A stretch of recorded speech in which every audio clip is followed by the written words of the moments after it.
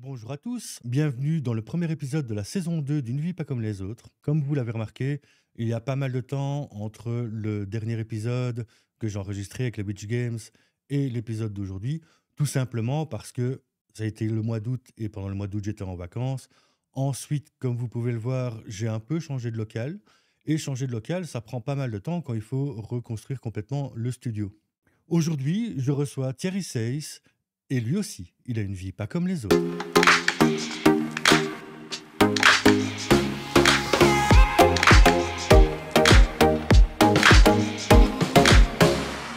Bonjour Thierry. Salut Laurent. Alors Thierry, ici à Jette, tu es connu pour le magasin, pour les différents événements que tu organises, comme les soirées jeux, comme avant, je pense que tu ne le fais plus, ça le Jet Gaming Tour que tu faisais, Effectivement, ça s'est arrêté avec le Covid, comme beaucoup de choses. Oui. malheureusement. On te connaît aussi parce que ton visage doit être connu, parce qu'on t'a vu à la télé sur la RTBF, on t'a entendu à la radio sur Bel RTL, je pense aussi. Tu me dis, hein, t'hésites pas à me Non, dire. non, mais ça remonte déjà quelques années, mais effectivement, oui. Alors, avant de parler de Thierry qui a aussi créé un jeu, si tu me dis, hein, encore une fois, mais tu as créé un jeu, c'est Association d'idées, c'est Mhm, ça? mhm. Comme je l'ai dit, tu as un magasin qui s'appelle Sajou, qui marche relativement bien aussi ici à Jette. Comment t'en es arrivé là? Ouais, ça remonte, si vraiment je veux refaire le fil de tout ça, le jeu de société a toujours été mon grand dada, ma grande passion, aussi loin que je me rappelle, en fait, depuis Mm. tout petit. J'ai deux grandes sœurs qui sont plus âgées que moi, mes parents pas forcément joueurs, donc j'avais un gap assez important avec le monde des adultes ou des ados, et donc je m'inventais des mondes et je jouais des jeux de société parfois tout seul, même le Monopoly quand j'étais petit, je tournais autour de la table et je jouais pour chaque joueur, donc t'imagines la durée des parties. Et donc j'ai des souvenirs comme ça très très loin de jeux de société un monde qui m'a toujours attiré. Et moi quand j'étais petit, je rêvais d'une chose, c'était d'être testeur de jeux. Je trouvais ça un métier formidable. Et tester d'être payé pour, avoir comme boulot, comme métier de pouvoir jouer toute la journée, c'était un rêve. Et contrairement à beaucoup de gens qui sont arrivés dans le jeu de société qu'on appelle moderne, on en reparlera via les jeux de rôle ou les cartes Magic ou des choses comme ça. Moi, en fait, ce sont les jeux classiques qui m'ont tout de suite attiré. Donc, j'ai par exemple joué aux échecs Mm. en compète, en club de mes 10 ans à mes 20 ans à peu près. C'était mon sport. J'étais attiré par le Scrabble, là, par exemple. Mes sœurs voulaient bien jouer avec moi au Scrabble. Donc, j'étais attiré par ces jeux classiques qui n'est pas la porte d'entrée la plus évidente et la plus nombreuse, en fait, la plus courante quand on parle de jeux de société moderne. Mais moi, c'était vraiment mon dada. Et donc, aujourd'hui encore, je suis attiré par ce genre de trucs-là. Donc, même si je vais à Essen, où tu as des palais entiers avec des milliers d'éditeurs qui sont là pour montrer leurs jeux ou leurs nouveautés, quand je passe devant le stand des échecs, je ne peux pas m'empêcher d'encore m'arrêter pour faire ma petite partie annuelle sur le stand d'Essen. Donc, je suis toujours attiré à la fois par l'actuel, mais j'ai mes racines qui me rappellent que ce monde-là, quand même, était très, très, très attirant pour moi. Et donc, j'ai grandi avec ça. Je te dis, j'ai joué aux échecs jusqu'à mes 20 ans passés, jusqu'à ce que je rentre dans la vie active un petit peu et que le fait c'était contraignant quand même, les interclubs le dimanche, les tournois le vendredi. Donc, j'ai arrêté, mais j'ai toujours joué. En fait, j'ai toujours été celui dans un groupe d'amis qui amène les jeux, qui achète les jeux aussi, qui explique les règles, qui prend les parties en route et qui essaye en fait de faire aimer tout ça aux autres. Et puis donc c'est toujours resté dans un coin de ma tête en disant un jour, je sais pas ce que je ferai dans le milieu du jeu de société, mais j'aimerais quoi, ce serait quand même top. Et je me rappellerai toujours, j'avais une vingtaine d'années. J'étais client donc de Casse-Noisette, le magasin à Saint-Gilles qui a été un peu le précurseur. Pascal Derue était notre gourou un petit peu à tous. C'est le premier qui a amené les jeux d'Allemagne, qui a voulu montrer que d'autres choses existaient. Donc j'étais client évidemment de ce magasin que j'adorais. Donc pouvoir jouer dans un magasin, c'était génial. Et puis un jour, j'ai vu une affiche sur sa porte qui cherchait en fait un gérant pour ouvrir un second magasin à Stockel. Parce qu'il y a eu un Casse-Noisette 2 qui a duré quelques années, qui a été après racheté. Mais bref, donc j'étais devant ce papier et pour moi, c'était un rêve absolu. Mais je devais avoir quoi, 21, 22 ans, j'étais étudiant, c'était trop tôt. Mais c'est que j'ai vu ça, je me suis dit, oh, si seulement j'avais quelques années de plus, si seulement je pouvais. Puis voilà, les années passent. Je suis informaticien de formation, donc j'ai entamé première carrière là-dedans, qui m'a emmené à travailler dans des secteurs un petit peu moins glamour que le jeu, comme la finance, les banques, etc. Où je trouvais ça chouette parce que l'informatique, ça a été pour moi aussi comme un jeu finalement. C'était une matière qui m'intéressait aussi pour ça, parce que j'avais pas l'impression de travailler ou de faire des choses paguées en fait quand c'est la programmation surtout qui m'intéressait. Donc c'est vrai que dans la carrière d'informaticien, à un moment donné, tu quittes cette sphère un peu où tu es dans la main dans le cambouis pour passer ta vie un petit peu plus en réunion et faire des analyses et des projets, etc. Ce qui m'a beaucoup moins intéressé et beaucoup plus ennuyé. Et donc ce qui se passe, c'est qu'on est en 2004, donc Sajou fête ses 20 ans cette année. Donc en 2004, j'ai autour des 35, j'ai 37 ans. Donc je suis vraiment dans la période, souvent, j'ai remarqué ça aussi dans ce que je remarque, enfin dans la personne que je côtoie, c'est souvent la trentaine, 35 ans, le moment où tu te poses des questions et où parfois tu bascules, ou parfois un peu plus tôt, un peu plus tard, mais où tu te dis, ouais, c'est peut-être le moment quand même de faire autre chose. Donc moi, j'ai eu l'opportunité de faire ça, mais un petit peu comme souvent par hasard. Les choses arrivent souvent par hasard. C'est un truc dont on pourra reparler parce que le hasard, quelque part, et les rencontres ont joué un rôle très important dans mon parcours jusqu'à présent. Et donc, c'était après un tennis avec des potes dont l'un avait un rez-de-chaussée commercial à Gansoren, que tu as peut-être connu puisque le premier Sajou s'est fait là. Non. C'était en face de la Sagesse. Pas encore Bruxelles à l'époque. Donc, Voilà, ok. C'est en face de la Sagesse pour ceux qui voient, avenue Van Overbeek, tout dans le haut, près de la basilique. Et donc, ce copain faisait partie des 3 personnes qui vendaient des feux d'artifice là-bas depuis quelques années. Donc, ça va parler aussi peut-être à certaines personnes. Donc, il y avait un magasin de feux d'artifice qui existe toujours, qui a un petit peu changé de structure, mais ils sont toujours là. Et l'activité des feux d'artifice n'est vraiment porteuse qu'en fin d'année. Donc, eux, ils vendent à fond les dernières semaines de décembre, mais le reste de l'année, pas grand-chose, ou pas de quoi, en tout cas, justifier un loyer ou un espace commercial. Et donc, il avait eu l'idée, tiens, ça t'intéresse pas toi, avec tes jeux, toi de vendre des jeux dans cet espace-là, et on s'arrange en décembre, tu nous laisses une place, tu ne payes pas le loyer, on t'offre le loyer de décembre, en échange, tu nous laisses un comptoir. Et voilà, j'y avais jamais pensé, mais quelque part, c'était peut-être ce que j'attendais. Surtout que quelques mois avant, encore une fois, c'est le hasard, donc je faisais déjà des animations en entreprise, parce que j'adorais animer des jeux, et j'étais tombé amoureux du jeu du loup-garou, le loup-garou de Tiercelieu, que tout le monde connaît aujourd'hui, mais il y a 20 ans, ce n'était pas aussi connu qu'aujourd'hui. Et donc, c'est quelque chose que j'animais souvent, que j'adorais faire découvrir aux gens, et qui m'a amené aussi à le faire suite à quelques demandes en entreprise.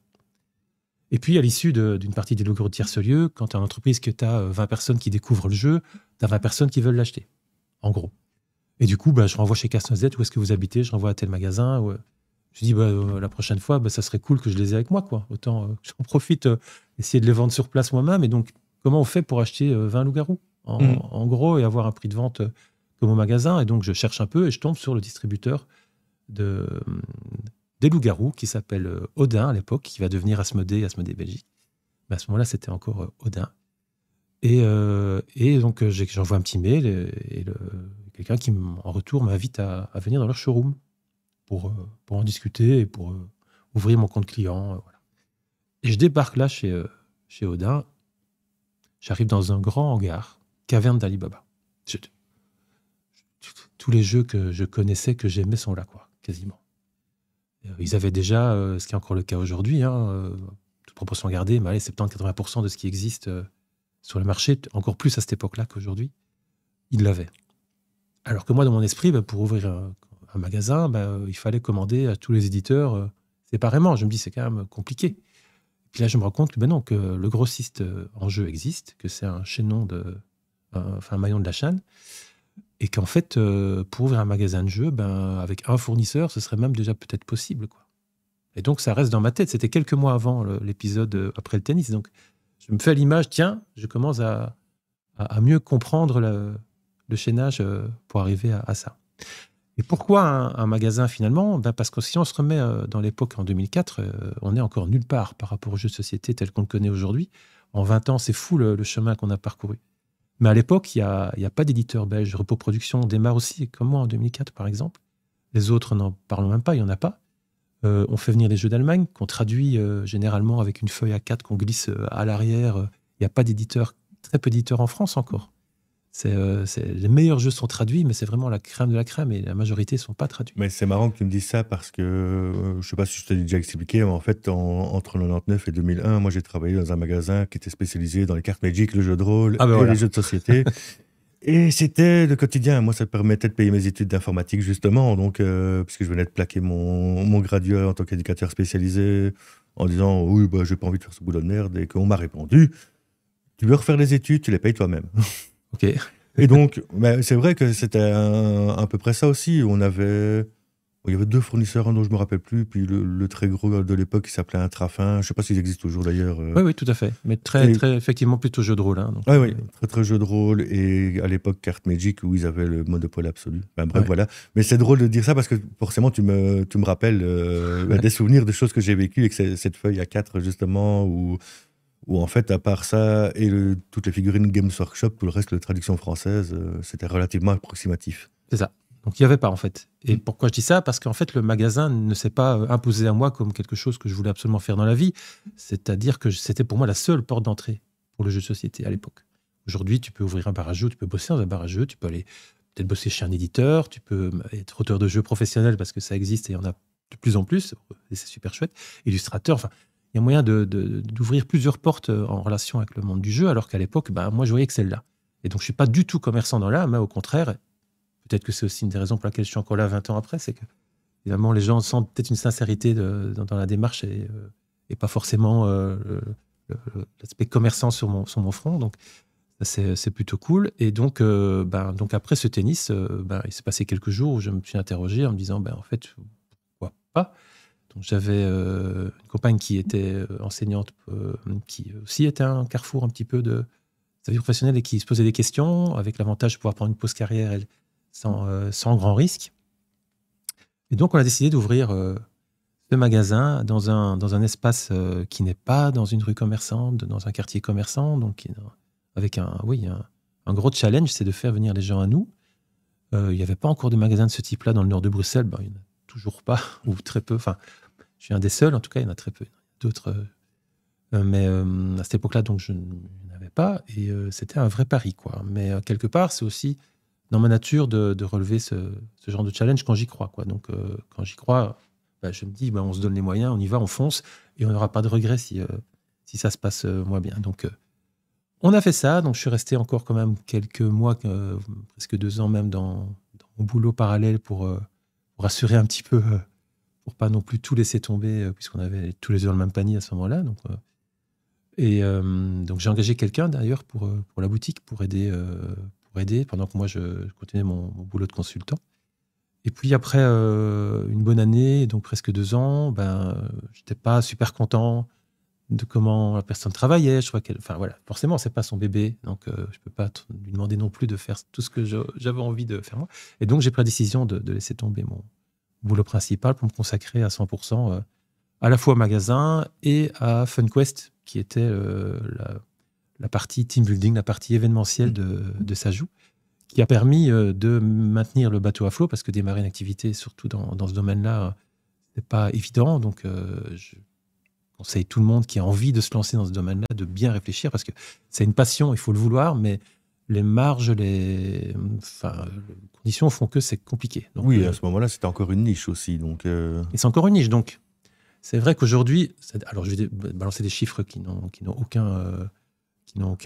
qu'une base, mais pour donner une idée, je pense qu'il y a 20 ans, il y avait peut-être 2% des gens qui savaient qu'il y avait autre chose que Monopoly comme jeu de société, en gros, quoi. Je veux dire, les grands classiques, parlait des Colons de Catane qui étaient sortis depuis 10 ans, mais qui ne parlaient pas à grand monde. Les loups-garous, on a commencé à en parler, Time's Up, on commencé à en parler, mais si on demande aux gens de citer un jeu de société, ce sera toujours le Monopoly qui va sortir, ou le Stratego, ou le Mastermind, ou le Cluedo. Voilà. Comme moi, je dirais que j'ai grandi avec Intrigue à Venise et le Trivial Pursuit, qui sont les 2 jeux qui ont baigné mon enfance. Donc, oui, c'est ça. Et encore une fois, je ne dénigre pas du tout ces jeux. Hein. Ils ont leur qualité chacun, il n'y a pas de problème avec ça. C'est des jeux qu'on trouve plutôt en grande distribution et pas en boutique spécialisée.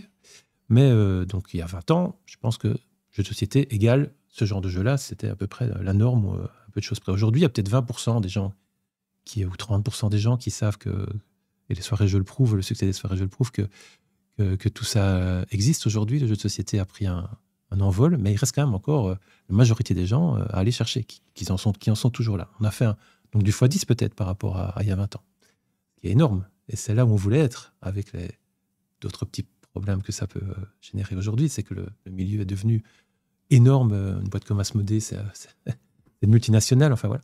Donc ça amène d'autres effets un petit peu plus pervers, mais bon, c'est pas grave. On est dans cette progression, et quelque part, j'ai mis ma petite pierre à l'édifice à ça. Quelque part, en ouvrant la boutique, en organisant les soirées, des événements, en essayant de promouvoir le jeu, je suis content de ça. C'est que j'ai participé à cet essor et cette progression du jeu de société en chiffres et dans l'esprit des gens. Donc ça, c'est super cool. Mais donc tout ça pour dire que j'ai pas cette volonté de vendre pour vendre. Le commerce n'est pas du tout mon truc au départ. J'ai juste voulu mettre un pied dans le jeu de société, et c'était le seul chemin que j'ai trouvé à ce moment-là. Si je veux faire aujourd'hui, j'aurais plus de choix. Peut-être que j'en ferai un autre, mais en tout cas, je suis très content de l'avoir fait, puisque 20 ans après, on est toujours là, et on a une chouette vie, alors que bon, les salaires n'ont rien à voir avec ce que je gagnais à l'époque dans mon métier de consultant en informatique, mais on s'en fout. On a une qualité de vie que je trouve bien meilleure, et c'est tellement important, quoi. Ça, c'est une chose qui est drôle, hein, puisque je suis aussi informaticien de formation, mais moi, c'était la sécurité informatique.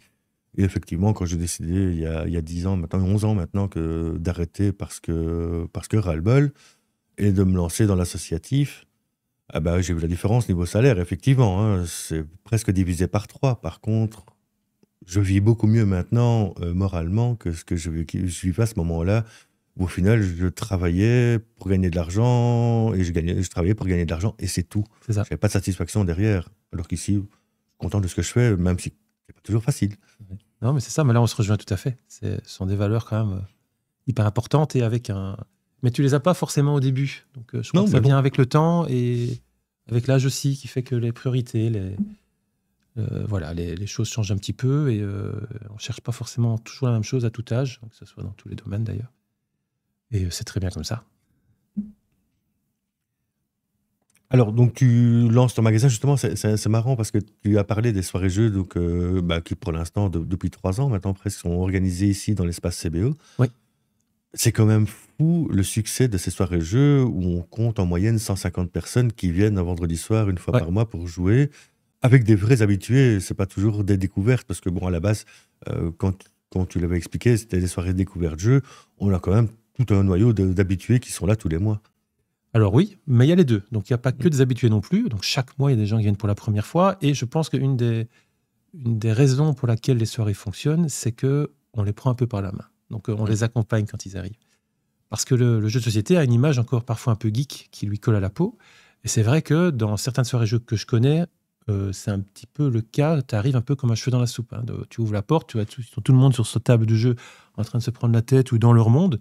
Et tu arrives un petit peu, tu n'as peut-être qu'une chose envie, c'est de aller dans l'autre sens et de ressortir. Donc ici, on ne veut pas du tout ça, et c'est aussi l'esprit du magasin, et c'est peut-être aussi une des raisons pour laquelle le magasin est toujours là après 20 ans et fonctionne, et que les gens sont très attachés à ça, c'est que pour nous, l'accueil est super important. Donc il faut que quand tu arrives pour la première fois, tu n'aies pas envie de partir. Il faut qu'on t'explique tout, on te prend par la main, on t'installe, etc. Et donc les soirées jeux, je pense que... Alors on ne demande pas aux gens forcément pourquoi ils viennent, mais je pense que ou en tout cas reviennent, c'est une des raisons. La deuxième raison, c'est qu'on a toutes les nouveautés. Donc là, je mets aussi un point d'honneur à chaque mois, avoir 10, 15 nouveautés depuis la dernière fois, donc sur le mois qui vient. Donc si tu as envie de jouer un jeu, en général, il sera là. Pour autant que c'est un jeu d'un format qui correspond aux soirées jeux. Donc on va pas prendre les jeux experts en général, parce que les jeux experts, déjà, il faut plusieurs parties pour comprendre comment ça fonctionne. Il faut une demi-heure d'explication au minimum. Il faut rester à table parce qu'il y a plein de questions qui se posent, et on n'a pas le temps physiquement de s'occuper de ça. Donc si on lance un jeu au début de soirée, il faut que ça aille vite. Et donc on va privilégier les jeux d'ambiance, les jeux familiaux, les jeux vite expliqués. Et c'est pour ça que les gens viennent aussi, en général. On a quand même très peu de geeks ou d'experts, en tout cas, qui viennent jouer, parce qu'ils n'ont pas besoin de nous, en général. Hein, ils se gèrent. Et puis à côté de ça, je vois mal dans la soirée lancer un Zombicide ou un HeroQuest, qui sont des parties qui durent quand même beaucoup plus longtemps. Oui, c'est pas du tout l'esprit. Je veux dire, il y a des clubs pour ça, il y a des endroits pour ça. Ici, c'est plutôt, je viens passer une bonne soirée en famille ou avec des amis, ou même seul. Hein, des gens qui viennent seuls et on les greffe à une table sans problème. Et donc, en fait, je pense que c'est un esprit peut-être qu'on a réussi à créer autour du jeu de société, de casser un peu son image, et qui fait que les gens se rendent compte que en fait, c'est chouette. Tiens, une fois par curiosité, ou bien un ami me demande de venir pour je l'accompagne mais j'y crois pas trop. Enfin voilà, je pour lui faire plaisir et finalement je trouve ça super et j'ai envie de revenir. Parce que je pense, j'ai pas été partout, mais que ce sont les plus grandes en tout cas, que je connaisse comme soirées-jeux récurrentes, hein, style tous les mois, pas un festival, mais comme soirées-jeux comme ça organisées par une association, une boutique ou que sais-je. Je pense pas que j'ai déjà vu plus gros que ça quelque part, si on peut parler en Mais termes de pour en taille. avoir fait pas mal aussi, je pense que j'ai jamais vu l'équivalent, mais même la moitié, je n'ai pas vu d'équivalent. Mm. Donc, hein, comme on l'a dit, c'est un record à 170 personnes, un truc dans Ouais. le genre. Et donc oui, c'est une grande fierté, mais je crois aussi que c'est lié au lieu. Et ça, je félicite et je remercie le CBO, qui est un lieu extraordinaire, qui a une place aussi de dingue. On n'a jamais eu autant de place non plus, donc on a toujours été limité par l'espace. On a fait plusieurs salles avant d'arriver ici, qui étaient parfois jusqu'à 90 personnes, on les remplissait, mais on n'a jamais été au-delà. Et donc c'est la première fois aussi où on peut aller au-delà. Et on ne doit pas refuser du monde. Et donc je ne sais pas où ça va s'arrêter, en fait, parce que c'est vrai que le record est tombé le mois dernier. Dans 70 personnes, il n'y a pas d'inscription, donc on ne peut pas mesurer en amont. On est chaque fois un peu la surprise. On est quand même toujours au-dessus de 100, 120. Ça, c'est la norme, mais voilà. Pourquoi ce mois-là, il y avait plus de monde? Question de date, de période. C'est la première après les vacances, je ne sais pas. En tout cas, on est super contents et voilà, on court dans tous les sens, mais c'est tellement gai de voir tous ces sourires, tous ces gens qui nous remercient en fin de soirée. Et là, on a vraiment un rôle à jouer. Alors, c'est pas du tout rentable, hein, parce que parfois, on me demande pourquoi vous vendez pas les jeux sur place.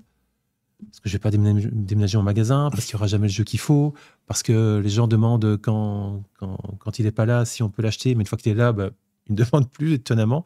Et donc, parfois, voilà, bref, c'est pas du tout le but. Je sais qu'il y a des gens qui ne connaissent pas le magasin en venant, même en partant, qui ne viendront jamais au magasin, qui achètent peut-être leur jeu ailleurs, et tant pis, ça, je peux en parler aussi. J'ai pas de problème avec ça, moi, hein, je veux dire. Au moment que les gens jouent, il n'y a pas de honte à avoir à acheter un jeu, même sur Internet. Tu vois, ok, je préférais qu'ils viennent dans une boutique, et en particulier la mienne, évidemment, mais encore une fois, le principal, c'est qu'ils aient envie d'acheter le jeu, et qu'ils y jouent, et on joue pas seul. On en fait profiter son entourage, sa famille, ses amis. Et donc, ça fait des petits. Et c'est comme ça qu'on passe du 2% dont je parlais au 20 ou 30 aujourd'hui. C'est en créant cette tache d'huile, cet engouement autour du jeu.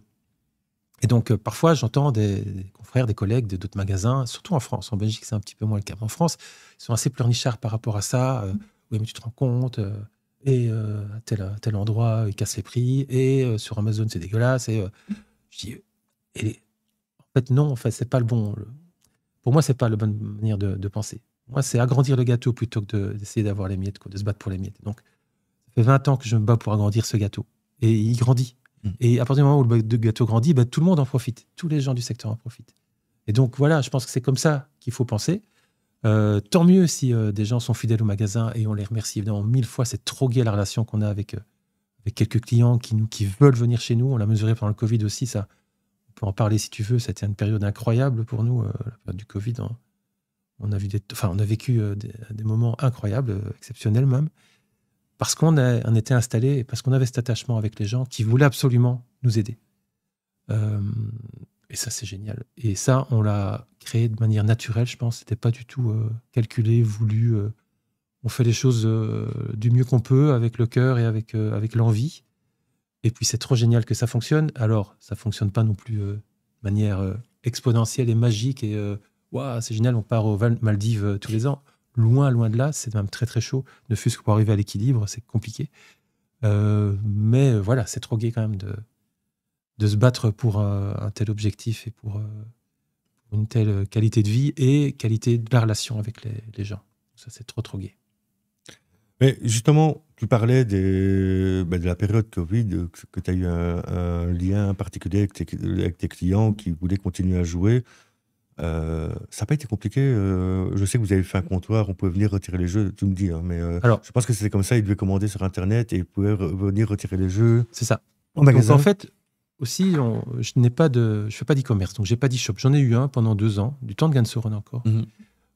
Parce que voilà, c'était dans l'air du temps et on voulait y être. Et puis, j'en suis revenu en fait. Je fais partie de ceux qui ont arrêté de faire de l'e-commerce. Pas parce que ça ne marchait pas, c'était 10% de mon chiffre d'affaires, donc c'était pas si mal finalement, les ventes en ligne. On vendait souvent quand il n'y en avait plus ailleurs, hein, parce qu'on ne savait pas s'aligner sur certains prix, mais je n'ai jamais voulu brader les prix. Donc, ça, c'est un problème des boutiques en ligne. C'est souvent, tu dois vendre à rabais, donc diminuer ta marge qui est déjà petite, tu dois encore la raboter. Tu as des problèmes avec la poste. Enfin, les gens sont parfois pas contents parce qu'ils se reçoivent le colis 3 jours après ou abîmé, etc. Enfin, quand tu reçois un mail, c'est pas gai. Donc, c'est gai de voir que tu as fait une vente, mais c'est pas gai de l'échange. Après, personne ne te dit merci. Hein, donc, c'est pas forcément gai. Le boulot même, il n'est pas gai non plus. Tu dois stocker des colis, du rembourrage. Tu dois taper des étiquettes, les imprimer, trouver la bonne caisse, rembourrer. Chaque colis, même si c'est pour un jeu de 20 €, ça te prend du temps. Et en fin d'année, ce temps, tu l'as pas, quoi. Donc, passer sa journée en décembre, tu es en 7/7 et devoir commencer une deuxième derrière, c'est juste pas tenable, en fait. Et pour ce que ça rapporte et les ennuis que ça t'amène, finalement, et le côté pagué, j'ai décidé d'arrêter ça, en fait, de me concentrer, de mettre mon énergie là où elle est la plus utile, c'est-à-dire dans le magasin, d'essayer de donner envie aux gens de venir et de revenir. Et une fois qu'ils y sont, de les conseiller au mieux et d'avoir un magasin le plus chouette possible et d'améliorer la qualité de la relation et de l'offre finalement, que de vouloir être sur tous les tableaux. Et donc, j'ai pas d'e-shop quand le Covid arrive, ce qui est un problème quand même. Puisqu'à ce moment-là, on peut plus venir au magasin. Et donc, on a mis en place le click and collect, un petit peu comme d'autres enseignes l'ont fait. Nous, on avait que ça, et donc, on a proposé aux gens de commander par mail, de téléphoner à certaines heures de la journée pour avoir le conseil, parce que c'est quand même important chez nous aussi, de se fier aussi au catalogue papier qu'on avait sorti en décembre juste avant. Et on verra, enfin, Dieu va, on n'a pas d'autre choix. Aussi, un truc de dingue, c'est qu'on avait proposé aussi aux gens d'acheter des chèques cadeaux. Pas pour offrir, mais pour eux. Vous savez que sur l'année, vous dépensez un tel montant pour vos jeux, vos achats d'hiver. Si vous voulez vraiment nous aider, peut-être nous commander cette valeur aujourd'hui et la dépenser petit à petit derrière, quoi. On s'est fait envahir de demandes de chèques cadeaux, même des montants astronomiques. On était sur le cul, quoi. On s'est dit, mais c'est tellement génial. Merci, merci, merci. Enfin, waouh, quelle confiance. Et les messages aussi, les messages d'amour qu'on recevait vraiment. Si je peux faire quelque chose, vraiment, dites-le. On veut. Et donc, on a mis en place ce click and collect et ce conseil par téléphone. On a fermé pendant le mois de novembre, complètement. Pour un magasin de jouets, le mois de novembre, c'est quand même assez important. Et donc, on s'est dit, aïe, là, ça pue quand même. Parce que le click and collect, c'est bien, mais ça ne va jamais remplacer un mois d'ouverture. Non seulement ça l'a remplacé, mais ça l'a dépassé par rapport à l'année d'avant. C'était incroyable. Je passais mes journées, moi, devant mon PC, de 9h du matin à 8-9h le soir, quasiment sans détourner le regard, à préparer, à répondre aux gens, à préparer des tickets qui sortaient. Et Amaya, elle prenait les tickets, elle remplissait les sacs, et elle les rangeait, elle numérotait, machin, elle s'organisait pour s'y retrouver. Il y avait des centaines et des centaines de sacs dans le magasin. On ne savait plus où les mettre. On a dû, Wine City nous a prêté leur premier étage pour aller mettre des sacs. Donc, je commençais mes journées à 9h du matin, je répondais aux 50 mails qui m'attendaient. Quand je levais la tête à midi, j'avais encore 60 mails qui m'attendaient. Enfin, ça n'avait pas de fin, en fait. C'était un roulement jusqu'au soir où je disais stop, et je laissais ce qui restait pour le... Enfin, il y avait des centaines et des centaines de mails par jour. C'était fou. Et donc là, on a pu mesurer la cote d'amour qu'on avait quand même et l'impact aussi qu'on avait par rapport à la com qu'on faisait depuis si longtemps. Parce que ça, c'est aussi un de mes dadas, c'est la com, mais pas la com commerciale pure. Si tu suis un peu ça joue sur Facebook essentiellement ou un peu sur Insta, ce que je publie pas que des avis pour dire que telle nouveauté, telle promo. Il y a un petit ton, j'essaye de faire vivre un petit peu la page, de créer un lien aussi, même de manière à travers un écran, mais de créer du lien aussi par cette voie-là. Il y a un ton, il y a un peu d'humour, ça nous correspond. Ça correspond à ce qu'on offre au magasin, donc il y a un prolongement en fait. Et il y a des gens qui nous suivent aussi sur les réseaux pour ça, parce qu'ils aiment bien ce ton-là. Mais il y a ça, et quelque part, tu aimes bien aussi te renouveler, je pense, et faire de nouvelles choses. Et ça fait aussi partie de ta passion, ça, le besoin de faire... tu as le magasin qui fonctionne. Comme on disait tout à l'heure, il y a eu Jet Gaming Tour, où c'était tout un parcours. En fait, de créer d'autres choses, toujours en lien avec le jeu, mais... j'aime bien les petits défis. Alors, en vieillissant un petit peu, en prenant de l'âge, je me lance moins dans des trucs un peu foufou. Bien qu'il y en a un qui s'annonce dont je peux pas encore te fait parler parce qu'il y a une soirée test qui aura lieu seulement dans 2 semaines, mais voilà, c'est rigolo. C'est fait aussi suite à une chouette rencontre et j'en parlerai très bientôt. Mais bon, je prends l'exemple du Jet Gaming Tour. Effectivement, tu y as participé, donc je rappelle, c'est comme un jazz rally, mais avec des jeux. Donc, c'est pas un festival classique dans une salle où tous les éditeurs sont là et vous pouvez jouer à des tables de jeux proposées par des gens qui vous expliquent les jeux. C'est ça, mais sur plusieurs lieux en même temps. Et tant qu'à faire, autant utiliser des lieux de jet qui n'ont pas forcément cette vocation-là d'offrir des tables et de l'espace. Et donc, on s'est retrouvé à avoir 10 lieux pour 10 heures de jeu, c'était le concept. On a joué donc dans des bars, ça c'est un peu logique, dans des arrière-salles comme le Miroir à l'époque, par exemple. On avait le centre culturel, c'est logique aussi, il y avait un bel espace et c'était super. On avait aussi Gavilan, une boulangerie. On jouait dans le bureau d'Hervé Doyen, dans son bureau, dans le bureau du bourgmestre. C'est quand même incroyable. On avait la salle du conseil qui n'est pas ouverte au public. On avait le prieuré, avec des moines qui expliquaient les jeux. Enfin, c'est un truc de fou. Enfin, on avait comme ça créé un événement assez unique en son genre, qui demandait un travail de préparation de dingue. J'étais tout seul pour faire ça, pour à la fois gérer les relations avec les éditeurs, les relations avec les lieux, faire la com. Donc, je me faisais aider pour tout ce qui était gestion des bénévoles. On avait une 30aine de bénévoles, donc Maya prenait ça en charge. J'avais Eve qui travaillait au magasin avec moi, qui a fait l'affiche, qui est illustratrice. Et donc voilà, en faisant travailler un petit peu l'équipe, on arrivait à faire un truc quand même dont on parle encore beaucoup aujourd'hui. C'est un tel boulot que le Covid l'a arrêté et je ne l'ai pas repris derrière, encore une fois, pour des raisons d'âge et de quand on se pose, forcément, on se pose aussi des questions et on se dit, est-ce qu'on a vraiment besoin de se mettre cette pression-là? Je ne vivais pas en septembre, hein, l'événement c'était le premier week-end d'octobre. Le mois de septembre, je faisais que ça. Hein. Donc le résultat derrière n'est pas forcément... oui, le résultat de public, les gens viennent en masse et c'est génial. Bénéfice magasin, non. Enfin, il y a une belle vente ce jour-là, mais ça, par rapport à tout le temps investi, non. Mais c'est pas pour ça que je le faisais en même temps. Donc, c'est pas grave, mais bref, j'ai plus d'énergie en fait pour faire ça. Mais comment ça a démarré? C'est là où je veux en venir. Ça a démarré en fait un soir. On est chez Picard, pour l'ouverture du magasin Picard, qui était à peu près en face de l'ancien Saint-Jou. Et on boit un verre et je rencontre une dame de la commune que je connais un petit peu, Evelyne Knips, non. Et qui, dans la conversation, me glisse ça. Tiens, pourquoi tu ferais pas un truc comme le jazz jet, enfin comme le rallye, un jazz rallye comme il y a à Jet, mais avec des jeux.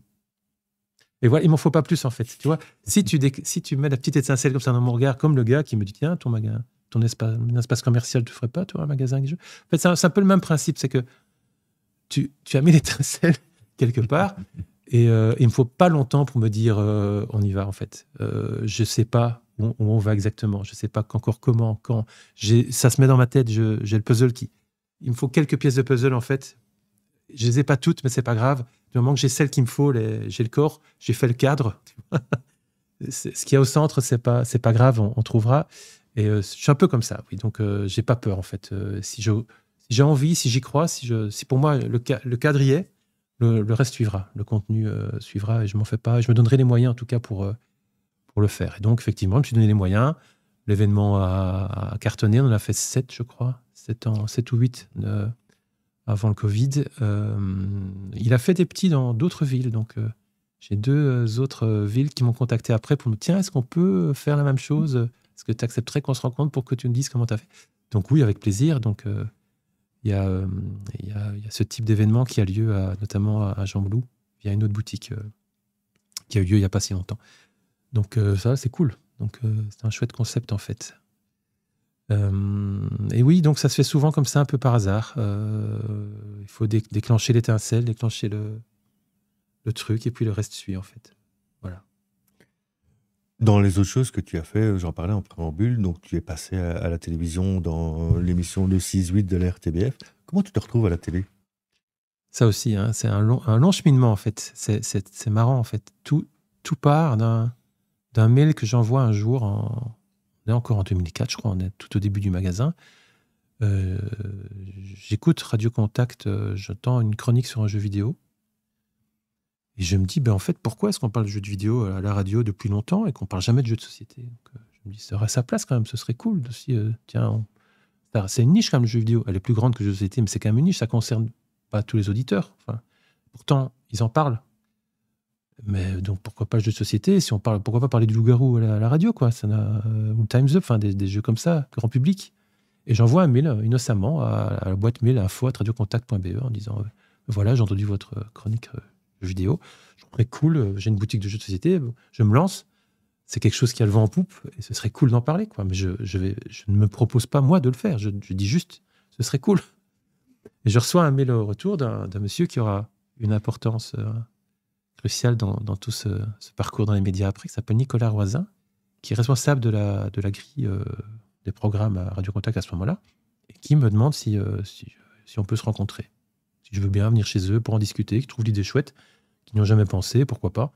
Mais voilà, est-ce que tu peux venir en parler? Donc oui, je me retrouve dans son bureau, on en parle, et à la suite de ça, il me dit, si tu veux, tu passes de temps en temps, on enregistre, on fait un test, tu le fais toi, et on enregistre une petite capsule qu'on passera sur antenne quand on a un trou ou un truc à meubler à gauche, à droite. On verra où on la place, mais tu enregistres. Si ça se passe bien, tu reviens une fois par mois, t'en fais 3-4 et on les diffuse, quoi. Super. Moi, j'ai fait un peu de radio libre quand j'avais 16-18 ans, parce que je suis fan de musique aussi, et c'est un monde que j'ai toujours aimé. Je me sentais pas à l'aise par rapport au micro. Je le suis beaucoup plus aujourd'hui, aussi grâce à ça, à tout ce parcours-là. Mais j'étais pas un élève très très à l'aise à l'oral, par exemple. J'étais assez timide et ça me tétanisait. Donc ça m'a beaucoup aidé aussi de devoir parler en public, en événementiel. Enfin, voilà. Tout ça fait que aujourd'hui je suis à l'aise devant le micro, mais ça n'a pas toujours été le cas. Et donc, notamment à ce moment-là, pour la capsule, je lisais mon texte et ça, je me trouvais nul, quoi. Ça n'allait pas, et j'arrivais difficilement aussi à tenir mon texte. Donc, je sortais, mais je broubolais un peu, il fallait s'y reprendre plusieurs fois. Donc, je n'étais pas hyper content de ce que je faisais, mais visiblement, ça leur plaisait. Enfin, ils m'ont demandé de revenir. Donc, c'est que pour eux, c'était valable. Et forcément, j'ai progressé petit à petit. J'ai fait ça pendant quelques mois, de faire ces capsules, jusqu'à ce que Nicolas m'appelle pour me dire, en fait, ce serait cool. On a Patoche du Patoche Club. Je ne sais pas si tu te rappelles, le Patoche Club sur Radio Contact. Ouais. C'était le soir après 22h. C'était l'animateur qui faisait la nocturne, quoi, de Radio Contact. Il était assez connu à l'époque pour ça. Et il me demande si ça m'intéresse de venir pendant le Patoche Club parler d'un jeu en direct, plutôt que d'enregistrer la capsule, de venir faire un échange avec lui, parce apparemment il aime bien les jeux. Et il trouverait ça cool aussi que je vienne en parler. Donc je me suis retrouvé le lundi soir à 22h30 à aller parler de jeux de société sur Radio Contact en direct avec Monsieur Patoche. Et puis il y a eu d'autres animateurs qui ont suivi. Il y a eu Sébastien Van Mulders qui aujourd'hui officie sur BX1, il anime un talk show. Seb Le S qui est sur RTL, donc des gens qui se sont succédés le soir, mais j'ai continué à faire ma chronique un lundi sur deux, quelque chose comme ça. Sur Radio Contact pendant, je crois, 2-3 saisons quand même. C'était cool, mais c'était tard. Et puis un jour, je reçois un nouvel appel de Nicolas Roisin, toujours le même, qui me dit, écoute, je passe sur RTL. Ils ont fusionné entre-temps. Radio Contact et RTL sont devenus une seule entité. Enfin, ils ont le même groupe. Et je vais devenir responsable d'une nouvelle émission du matin, animée par Thomas Vanham. Ah bon, qui s'appelle La Belle Équipe, avec des chroniqueurs dans plein de domaines différents. Ça sera le matin à heure de grande écoute, après voter pour moi, donc de 8h30 à 10h. Est-ce que ça t'intéresse de venir parler de jeux de société? Je tombe un peu dénu parce que là, je change de catégorie.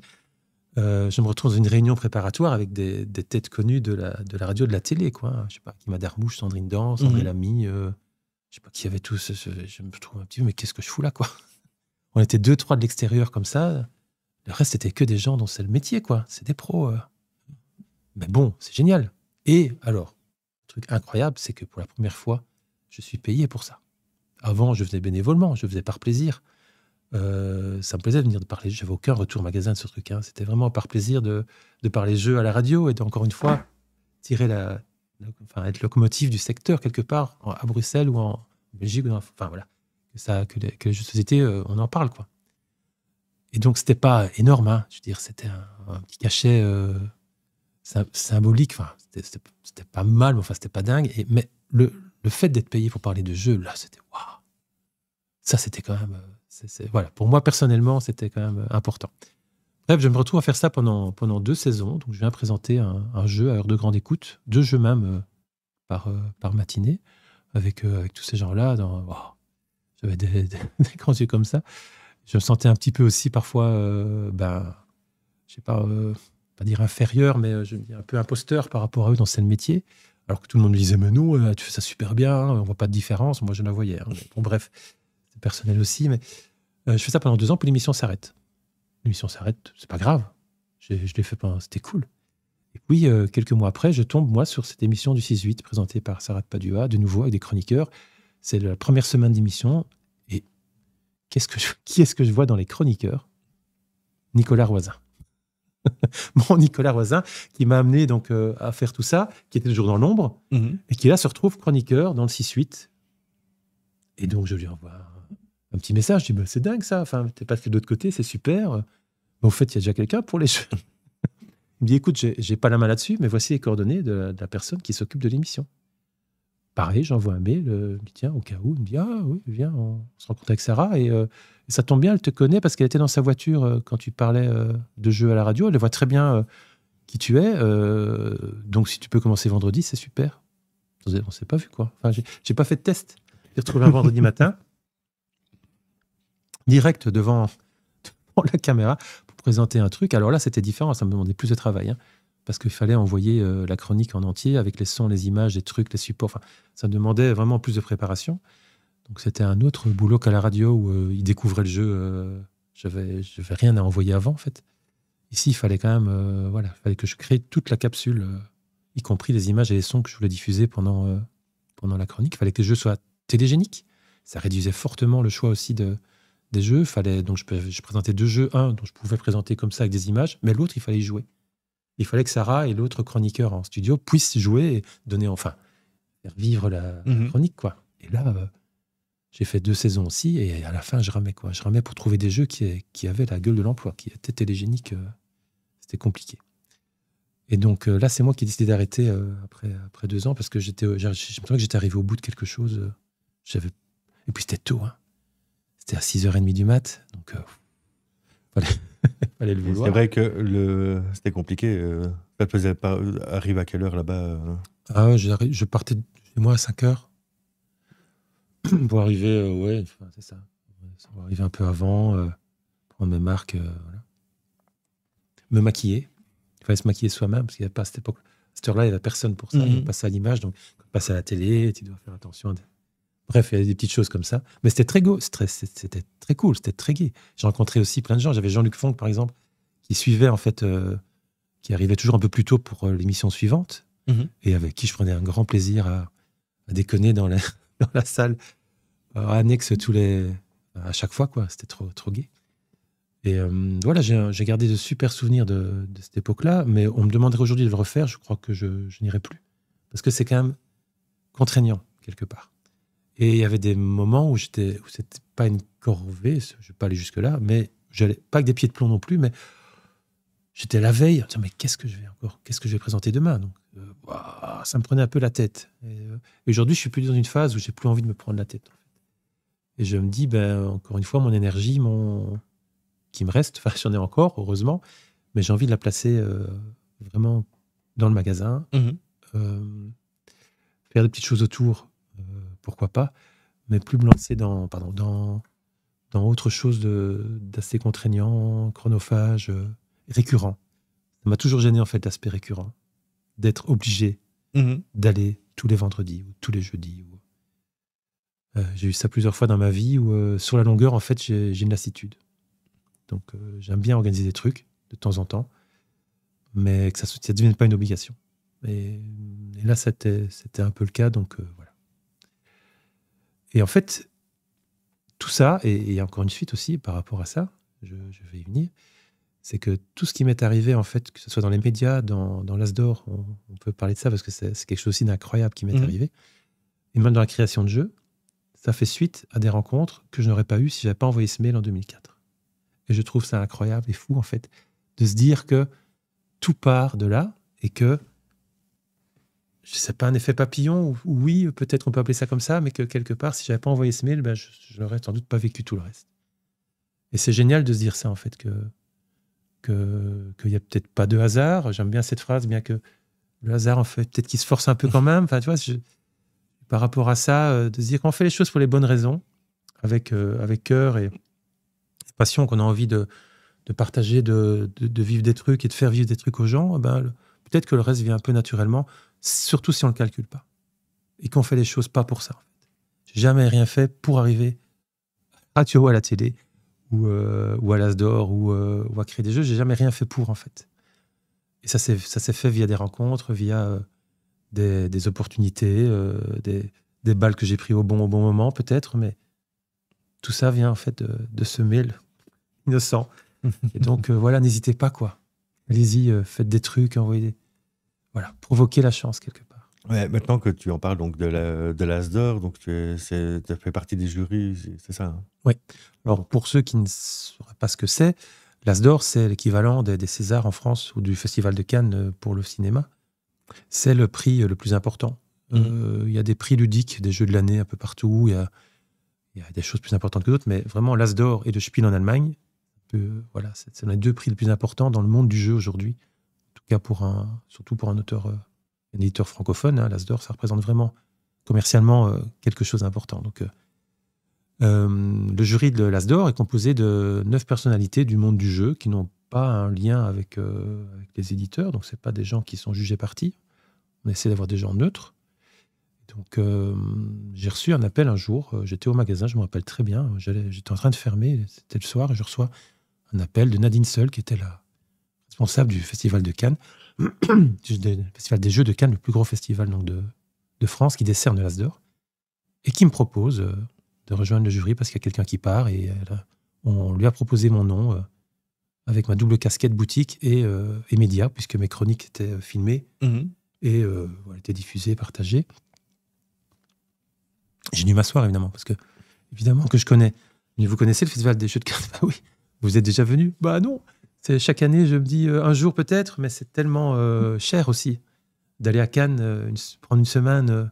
C'est long, quoi. C'est un long festival et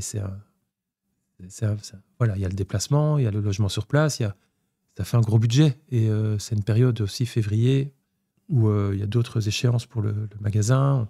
On a pas mal de choses à faire avoir à cette époque-là. Et, ça tombe toujours mal et je me dis chaque fois, allez, l'année prochaine peut-être. Et là, on me propose d'y aller aux frais de la princesse, payer et faire partie du jury. C'est un peu comme si tu avais ouvert ton cinéma de quartier et que tu te retrouves dans le jury à Cannes. Enfin, c'est vraiment ça. Et je trouve ça incroyable, quoi. Donc, je dis évidemment oui. Enfin, oui, 1000 fois oui. C'est pas un aboutissement, mais quelque part, c'est un rêve, quoi. Non, c'est même pas un rêve parce que je n'aurais pas osé y rêver, tu vois. C'est même plus fort que ça. C'est juste incroyable ce qui m'arrive. Et donc, je fais ça pendant 3 ans, effectivement. Je suis jury 3 ans de suite au Festival de Cannes. C'était génial. Toutes les réunions, tous les moments avec les autres membres. On s'est vus ici à Bruxelles, chez eux à Paris, à Bordeaux. Enfin, on a fait plusieurs séances comme ça, tous ensemble. On avait aussi un groupe et une feuille Excel. Enfin, on avait de quoi partager pendant l'année sur nos découvertes, nos cotes, etc. Pour arriver au week-end de Délibé, vraiment, où on se réunit et on décide. C'était génial. Et ça a duré 3 ans jusqu'au moment où j'ai un jeu qui était signé chez un éditeur. Et donc, ça a été aussi le moment où je me suis dit, stop, je ne peux pas être jugé parti parce que je vais être lié à un éditeur. Et même si ce jeu-là, il ne sera pas éligible, je n'ai pas envie d'être lié à un éditeur et si jamais on nomme un autre jeu de cet éditeur, qu'on pense que voilà. Et donc, j'ai quitté le jury à ce moment-là et j'ai ouvert cette autre porte qui est créateur de jeux. Une porte à laquelle non plus je pensais jamais accéder et ouvrir parce que des gens faisaient ça très bien et je faisais tellement déjà d'autres choses dans le milieu du jeu. Je me suis dit, non, laissons ça. C'est pas un but dans la vie de créer un jeu.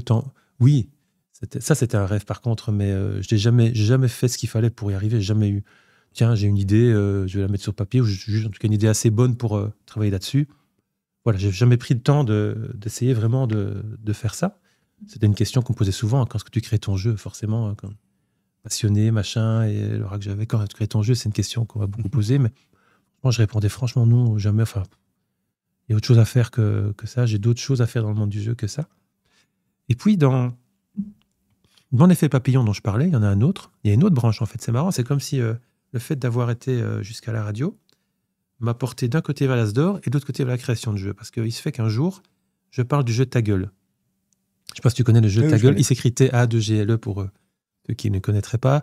C'est un jeu potache, plein d'humour, évidemment, créé par Yves Hirschfeld et Fabien Bleuze, que je ne connaissais pas à l'époque. Et j'en parle à la radio parce que le jeu est hyper facile à animer en radio. C'est vraiment un jeu qui s'y prête merveilleusement bien pour faire une chouette chronique et pour faire marrer des gens, quoi. Et donc, je fais ça. Et quelques mois après, je vois débarquer les deux auteurs en question au magasin. Ils étaient de passage à Bruxelles. Ils voulaient me remercier pour avoir parlé de leur jeu à la radio. Ils avaient vu on leur avait envoyé la chronique. Ils m'ont fait un jeu dédicacé. Et je les connaissais de vue parce que c'est des personnages dans le milieu du jeu. C'est des rigolos, c'est des farfelus. Et ils ont une grosse communauté derrière qui se marre de leurs blagues. Donc forcément, oui, je les connaissais de vue, de loin. Et donc là, c'est un peu brisé la glace quelque part. Du coup, quand je les croisais après dans les festivals, du coup, on se parlait. Ils sont venus au Gaming Tour de La Rochelle, de Paris. C'est cool. Donc on est devenu pote du jeu, quoi. Pote du monde du jeu, comme j'en ai plein. Un peu plus que bonjour, au revoir, quoi. Et puis un jour, on va en vacances de ce côté-là, du côté de Poitiers, entre Poitiers et La Rochelle. Et il m'avait toujours dit, quand tu passes par là, viens prendre un café, machin. On va passer une journée à La Rochelle parce qu'on n'est pas loin, et j'y repense. Je le contacte en me disant, tiens, on est à La Rochelle. Ah, super, venez à la maison, vous pouvez rester dormir, on a une chambre d'amis. Je dis, oh. On est 5 déjà, on avait les enfants, on ne sait pas où on débarque. Je connais un peu le Gugus. Lui, ça se trouve, il n'en parle pas, on va arriver avec ma cheveux dans la soupe. Enfin, ok, on prend nos affaires pour dormir au cas où, vraiment au cas où, mais j'y crois pas une seconde, quoi. On est resté 3 jours. C'était un truc de fou, en fait. La rencontre de famille à famille. Il y a eu un match incroyable, en fait, qui s'est fait entre tous les membres de sa famille et de la mienne, qui fait que même après 3 jours, on a plus envie de partir. Enfin, c'était incroyable. On appelle la Maison du Bonheur, on y va 2 fois par an, 1 ou 2 fois par an. Et on y est allé donc cette année-là, on est allé donc pendant les vacances d'été, et on y est retourné pour le réveillon. On est le 31 décembre 2016, je crois. 2016 ou 2017, je crois que c'est 2016. On passe au réveillon, génial, on se marre, machin, on va dormir très tard, on se réveille très tard, il fait dégueu, on est dans le fauteuil, tout ça fallait dans le fauteuil de lendemain de veille, quoi. Et moi, pour passer le temps, innocemment, vraiment innocemment, je lui dis, tiens, t'as pas un proto à sortir, t'as un truc sur le feu, entre moi, quoi. Et il va chercher un jeu. Je me rappelle toujours, j'ai encore la photo, parce que sur le site de Sajou, d'ailleurs, je décris tout l'historique de Sensation d'idées, en commençant par ça, et en montrant cette photo dont je parle, une boîte avec 9 gros dés, sur lequel il avait écrit des débuts et des fins de phrases. Et le jeu s'appelait Débat d'idées. Il faut savoir que Yves, il crée des jeux sur un jeu de mots. Donc il part toujours d'un jeu de mots à la con, et ça lui inspire quelque chose, et il essaie de faire un truc autour. Donc là, Débat d'idées, il avait imaginé 10 gros dés, sur lesquels il y avait des débuts et des fins de phrases, de débats de société un peu. Tu les lançais, voilà, et tu prenais un dé, tu étais parti pour débattre d'un truc. Il dit, mais ça marche pas. Enfin, effectivement, ça marchait pas. Il le remballe. Et avant qu'il le range, je me dis, en fait, tout bêtement, je me dis, mais en fait, tu sais qu'aujourd'hui, Dixit vient de sortir, ce genre de jeu commence à avoir le vent en poupe, le jeu d'association d'idées, justement. J'ai dit, c'est la mode des jeux d'association d'idées. Pourquoi tu n'appellerais pas ça association d'idées? Et plutôt que des débuts et des fins de phrases, si on met des mots, en fait, je sais pas, tu as bateau et film, tu pourrais penser à Titanic, quoi. Tu peux rebondir, en fait, sur les mots que tu vois en les associant pour faire autre chose. Ah oui, c'est pas con. Si on essaye, on essaye. On prend des autocollants, on commence à écrire des mots sur les dés. On dit, on va faire un dé avec les couleurs, on va faire un dé avec les métiers, on va faire un dé avec les parties du corps, on va faire un dé avec les animaux. Et on commence sur nos 10 dés, on les customise un peu. Et on a nos 60 mots et on les lance et on essaye. Et on s'amuse, on prend 2, 3 dés chaque fois. À ton avis, j'ai pensé à quoi? Et on commence à jouer. Association d'idées. 80% du jeu actuel, enfin du jeu qui est sorti après, il y est déjà. on montre ça à la famille, on y joue toute la soirée en fait avec nos dits de même dés, et on joue toute la soirée à ça et on se dit waouh, il y a quand même vraiment un truc. Je te passe tout l'épisode après de la recherche d'un éditeur parce que ça c'est l'ascenseur émotionnel, c'est un parcours du combattant incroyable dont on ne mesure pas en fait. On croit que c'est facile, on a inventé un truc, il n'y a qu'à l'éditer. Ben non, quand tu écris un bouquin, il ne va pas se retrouver en librairie le lendemain, donc il faut passer par la case éditeur qui lui va fabriquer l'objet, c'est pas toi qui vas le faire. Et donc il faut convaincre l'éditeur qui reçoit des centaines de demandes par an. Enfin, aujourd'hui, on va dire par jour, mais on se rapproche quand même voilà, un éditeur comme Gigami qui reçoit 2000 propositions de jeux par an pour donner une idée. Donc c'est dingue, trouver un éditeur. Et donc plusieurs éditeurs sont intéressés, mais souvent aussi tu reçois des noms après, ils le testent en interne, ils en testent plein, et ils en font très peu, donc il y a beaucoup peu d'élus pour le nombre de candidats. Finalement, on arrive via une soirée qu'on fait ici à Jet avec Acting Games, un éditeur belge, qui sort le jeu Feelings. Et après la soirée Feelings, je sors le proto et il flash dessus et on y va. Soirée où j'étais d'ailleurs. T'étais là ? Oui. Génial. C'est cette soirée-là où vraiment le jeu n'a pas été signé, mais où l'éditeur définitif l'a vu et a décidé de le faire, quelques jours après. Donc voilà, le jeu se fait, je te passe encore le temps, le détail, machin. Le jeu sort donc en 2020, à Cannes 2020, une semaine avant le Covid. C'est un party game, c'est un jeu d'ambiance qu'on préfère jouer en groupe. On a fait une version coop, on peut déjà jouer à 2, mais franchement, je la trouve inférieure. L'auditeur a demandé qu'on la rajoute, ça se sent un peu. Je trouve que c'est pas le jeu tel qu'on l'a imaginé, c'est vraiment un jeu à partir de 4 par équipe, quoi. Bref, il sort au plus mauvais moment possible, le jeu. Donc forcément, les gens n'y jouent pas en groupe. Ils y jouent plutôt à 2, encore une fois, dans la version que je trouve un petit peu inférieure. Le jeu fonctionne, on le pousse beaucoup en Belgique. Je fais beaucoup de choses sur les réseaux. J'ai passé un temps fou à animer des parties, des concours, des choses sur la page Facebook du jeu, sur le site aussi du jeu. Et le jeu fonctionne, il suit son petit chemin. Aujourd'hui, c'est un petit peu la fin de vie. On est en 2024 et les dernières boîtes sont encore disponibles, mais il n'y aura pas de retirage. Il a été traduit quand même dans 2 langues, ça c'est cool. Il a été traduit en anglais, on le trouve aux États-Unis, en Grande-Bretagne et en bulgare. Donc j'ai une boîte à la maison en cyrillique, avec les mots en cyrillique. J'ai mon nom en cyrillique. C'était assez étonnant et assez chouette. Mais donc on a fait 17 000 boîtes, ce qui est pas mal. Enfin, l'éditeur a imprimé 17 000 boîtes, dont 10 000 en français. Et à partir de 10 000, on peut considérer que le jeu a fonctionné correctement, que c'est un succès. C'est pas un gros succès, mais c'est un succès. Donc voilà, mon premier pas dans la création de jeu, c'est via Yves Hirschfeld, un 1er janvier, dans la situation que je t'ai décrite. Donc pas du tout prévu, encore une fois. Mais j'y ai goûté et c'est tellement chouette. Enfin, j'ai tellement adoré en fait tout le game design et toute les discussions qu'on a eues, les visios, les tests, c'est quelque chose qui m'a vraiment botté et c'est ça que j'ai envie de faire. En fait. Je me suis rendu compte que j'ai envie de garder le magasin, c'est sûr. Il y a une lassitude quelque part, parfois, avec certaines choses liées au magasin.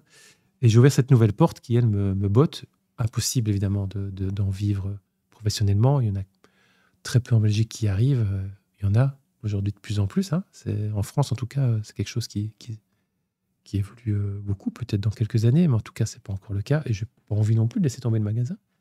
Donc, j'ai cette double casquette aujourd'hui qui me va très bien et qui me prend à peu près tout mon temps, puisque je suis un peu moins en magasin, un peu plus à la maison autour de mes prototypes.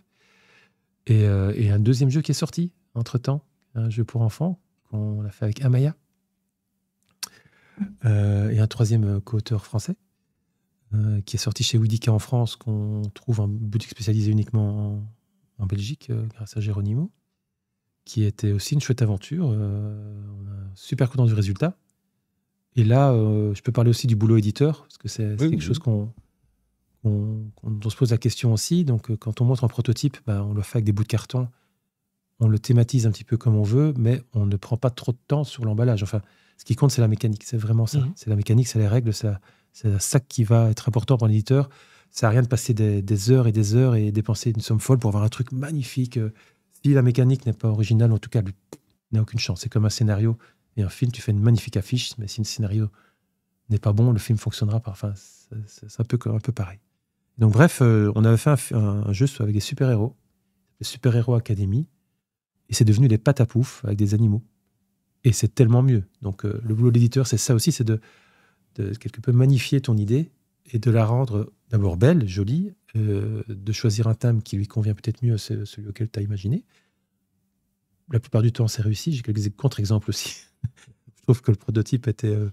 les choix pour des éditeurs sont étonnants, mais je suppose que ça leur appartient et qu'il y a des raisons. Donc, suis-je pour discuter de ça? C'est personnel, mais en tout cas, pour les pâtes à pouf, on a sauté de joie quand on a vu le résultat. Les graphiques, ils ont fait appel à un illustrateur de dingue, un auteur de BD. L'objet était magnifique, le thème était tellement mieux que ce qu'on avait fait. Donc, l'éditeur, là, vraiment a participé au game design et enfin, pas tellement à la mécanique, mais en tout cas à l'emballage, de manière assez incroyable. Donc, on était super contents. Et là, j'ai 3 bébés qui arrivent en 2025, à différents moments de l'année, plutôt vers la fin, a priori. Mais là, donc, on est super contents. Et on continue. Donc, je continue quand je vais sur un salon, aujourd'hui, quand je vais à Essen ou à Cannes ou à Vichy, qui sont mes 3 moments clés de l'année où je peux rencontrer les éditeurs vraiment physiquement. J'ai mes sacs avec mes prototypes et on a rendez-vous, on a une demi-heure pour les présenter. Et puis, une demi-heure après, ils voient quelqu'un d'autre. Donc, c'est un peu à la chaîne pour eux. Et donc, tu as une demi-heure pour essayer de vendre ton truc, ton idée en tout cas, d'essayer de lui montrer. S'il accroche, il prend ton prototype dans la pile de prototypes qu'il va emmener. Soit tu as un nom direct, ça peut arriver, il faut l'accepter. C'est pas pour nous le jeu. Voilà, pour les raisons qui lui sont propres, pas de problème. Et voilà, on s'est dit oui, je vais le garder et on va le tester en interne. Alors, il ne faut pas s'emballer. J'ai appris aussi à ne pas m'emballer dans ce cas-là. La plupart du temps, ils te le renvoient. Ils vont en faire un sur la pile qu'ils ont ramenée, donc ce ne sera pas forcément le tien. Puis de temps en temps, on reçoit une bonne nouvelle en disant il a passé les tests, on l'adore, on va le faire. Et ça, à ce moment-là, c'est génial, quoi. Signer un contrat, même si, encore une fois, ça ne change pas ta vie la plupart du temps. Ça peut la changer si vraiment tu fais un best-seller mondial, mais on parlait de 17 000 boîtes, le volume que ça représente, financièrement, c'est pas dingue. Ça ne change pas ta vie, loin de là. Il ne faut pas croire que créer des jeux, comme créer un livre, ça ramène... financièrement, c'est la panacée. Donc, c'est super cool, super chouette, mais ça ne change pas ta vie. Et voilà, ça n'empêche pas non plus d'essayer d'en faire d'autres et de continuer à espérer avoir le truc un jour qui cartonne, quoi. Et je veux dire, donc ça se passe systématiquement dans ce sens-là. Tu n'as pas un éditeur qui va te dire mais j'ai besoin que tu me sortes un jeu ou que tu m'inventes quelque chose rapidement. Je suis loin d'être dans cette catégorie d'auteurs-là. Ça existe. Je ne m'appelle pas Bruno Catala, Antoine Bozois, Théo Rivière. Ce sont des gens qui, effectivement, sont contactés par les éditeurs en disant soit qu'est-ce que tu as pour moi, soit tiens, je voudrais un jeu de ce format-là, sur ce thème-là, fais-moi quelque chose. Donc là, ça existe, mais là, il faut être dans une catégorie je suis encore très loin de là. Je ne sais pas si j'atteindrai un jour, d'ailleurs. Je commence tard, donc je ne sais pas. Ma carrière d'auteur ne sera pas très, très, très longue. Je l'espère, enfin voilà. Alors, on arrive tout doucement à la fin de ce podcast. J'ai quand même encore une dernière question, qui est une question traditionnelle que je pose à tous ceux qui sont passés par ces studios. Qu'est-ce que je peux te souhaiter pour la suite ? Et je suppose que la réponse qu'on te fait souvent, c'est la même chose ou encore plus de... Pas forcément. J'ai un ancien bourgmestre qui m'a demandé de vivre le plus longtemps possible. Ah oui. Non, moi, j'espère rester en bonne santé le plus longtemps possible, pouvoir garder cette vie-là qui n'est pas forcément la même, qui ne sera pas toujours la même, mais garder en tout cas cette envie de faire des choses, de pouvoir me donner les moyens de les faire, et continuer à croire à ma bonne étoile quelque part, qu'elle m'emmène le plus loin possible et préserve mes proches de tout ce qui pourrait arriver de moi gai dans la vie. Donc voilà, je souhaite juste continuer à être heureux et d'essayer de pouvoir encore mettre ma petite pierre à l'édifice pour donner un petit peu de bonheur aux autres aussi. Et juste comme ça, où est-ce qu'on peut te retrouver, toi, à ton magasin, que ce soit sur le net, en physique, où est-ce qu'on te retrouve ? Alors, je suis toujours joignable par mail. Ça, c'est mes mails que je dis le plus. Parce qu'au magasin, c'est vraiment sporadique. J'ai pas d'horaire fixe au magasin. Amaya y est quasiment tout le temps. Et moi, c'est quand on a besoin de moi ou en moment chaud. Donc, en fin d'année, là, j'y suis plus que d'habitude. Mais je suis assez facile à joindre, que ce soit par les réseaux ou par le net.